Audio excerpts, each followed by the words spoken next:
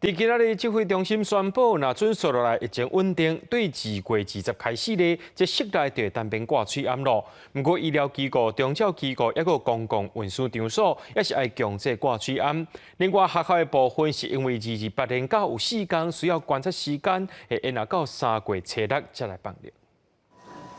来来去去的人潮，无论是室外也是室内，大家嘴暗也是挂条条。到即马秋冬专案室内挂嘴暗的规定已经实施超过800天。去年底指挥中心放令室外挂嘴暗的规定，这礼拜台湾疫情稳定下降，指挥中心初稿宣布，若是疫情继续稳定，为2月20开始要进一步放令室内挂嘴暗的规定。已经连续5天，那都比上周要下降，而且下降的幅度也算蛮大的。因为疫情可控，那我们也要逐渐迈向这个正常的生活。在这样的政策方向之下，那我们就宣布这个第2阶段的口罩的这个松绑措施。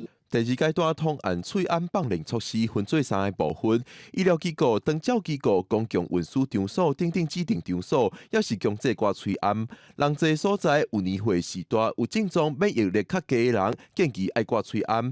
其他的场所，互民众自主决定。学校的部分为3月初6开始。各级学校开学前也历经了春节连假，还有寒假期间，开学后又遇到了228和平纪念日的4天的连续假期，学生跟老师可能都会出入一些比较人潮拥挤的观光地点，2到3周的一个给学校一个观察期跟准备期。放宽的这个措施是一个通案规定，相关的细节那。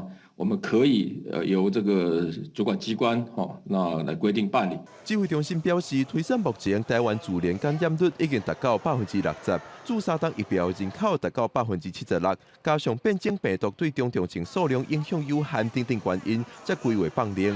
因在第3阶段全面放令喙暗的规划，会看第2阶段实施的状况，才个做决定。记者郭文条随郑俊佑台北报道。